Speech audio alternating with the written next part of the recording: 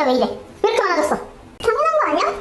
기준금리가 높아졌으니까 대출금리도 높아졌겠지. 뭐? 한국정부 미친 거 아니야? 갑자기 금리를 이렇게 올리면 어떡해? 갑자기라니. 너만 빼고 오르는 거 다 알고 있었어. 뭐? 어떻게? 미국 금리가 올랐잖아. 그럼 한국 금리도 당연히 오르겠지. 미국 금리가 오르면 한국 금리가 오르는 게 당연한 거 아니야? 아니, 대체 왜? 미국이 기준금리를 올린다고 하면 우리나라뿐 아니라 전 세계의 헤드라인을 장식하는데요.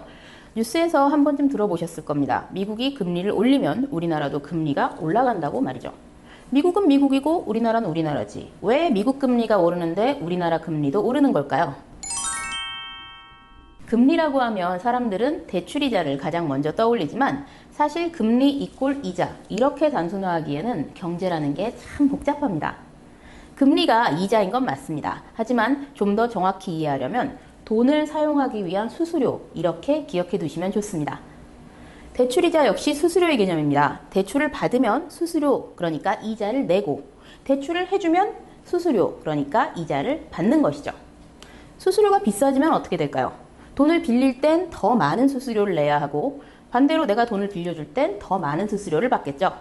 즉 금리가 올라가면 돈을 빌려 쓰는 입장에선 불리하지만 돈을 빌려주는 입장, 그러니까 투자자 입장에서는 그만큼 수수료를 더 많이 받을 수 있으니까 유리해지는 겁니다. 그래서 돈을 빌려주는 사람들은 수수료가 비싼 투자처를 찾습니다. 쉽게 생각하면 여윳돈을 넣어줄 통장을 찾을 때 금리가 0.1%라도 높은 상품을 찾으려고 애써서 노력하는 것과 마찬가지죠. 이것은 우리나라에 들어와 있는 외국인 투자자들도 마찬가지입니다. 미국 금리가 높아졌다고? 그럼 굳이 한국에 있을 필요가 없지. 자금을 빼서 미국으로 가자. 이런 식으로 금리가 더 높은 시장으로 자본금이 빠져나가는 겁니다. 그냥 돈만 빠져나가는 게 아니죠. 그 돈이 어디 있었을까요? 바로 주식이죠.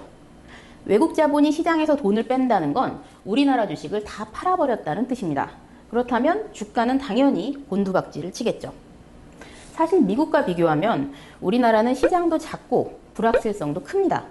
그런 시장에 투자를 하려면 이자라도 많이 줘야 될 텐데 그나마 이자도 미국이 더 높다면 제가 투자자라도 돈 빼서 미국으로 갈 것 같네요.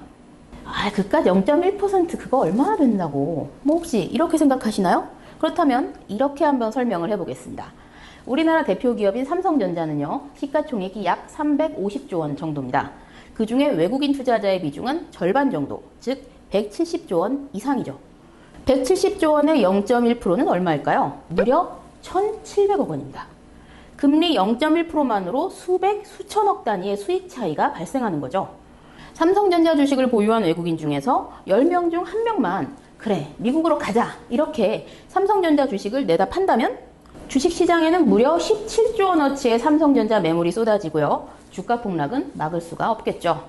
물론 주식시장과 예금시장은 다르고 투자자들도 금리만 보고 투자하는 건 아니라서 경제에는 매우 다양한 변수가 존재합니다. 하지만 기본적으로 투자금은 높은 금리를 따라가는 경향이 있다는 거 기억해 주시면 좋겠네요. 이런 이유 때문에 미국이 금리를 높이면 우리나라가 취할 수 있는 방법은 하나뿐입니다. 바로 미국보다 금리를 높이는 거죠. 실제로 미국의 기준금리를 결정하는 연방준비제도, 흔히 연준이라고 하죠. 연준에서 기준금리를 올리면 우리나라의 한국은행도 기준금리를 그보다 살짝 높은 수준으로 올려왔습니다. 그러면 이런 생각도 하실 수 있겠죠. 금리를 왕창 올리면 전부 다 우리나라로 오지 않을까? 네, 틀린 말은 아닙니다. 실제로 개발도상국 중에는요, 투자자 유치를 위해서 고금리를 유지하는 곳도 많습니다. 금리 높기로 유명한 나라 중에 하나가 몽골인데요. 과거에는 20%까지도 올라간 적이 있고요. 현재도 9% 수준이라고 합니다. 이런 나라에 1억 원을 맡겨놓으면 아무것도 안 했는데 1년에 900만 원씩 꼬박꼬박 이자가 들어오겠죠. 하지만 금리를 무작정 높이면 다른 곳에서 부작용이 발생합니다. 그래서 금리를 함부로 올릴 수가 없는 거죠. 요즘도 뉴스를 틀면 고금리의 어려움을 토로하는 고충을 들으실 수 있을 겁니다. 그렇다면 대체 금리가 높아지면 어떤 부작용이 있다는 건지 궁금하시죠? 그 이야기는 다음 영상에서 다뤄볼 테니까요. 구독과 좋아요 눌러두시면 편하겠죠? 그럼 다음 영상에서 뵙겠습니다. 콘텐츠를 잇다, 사람을 잇다, 이콘 TV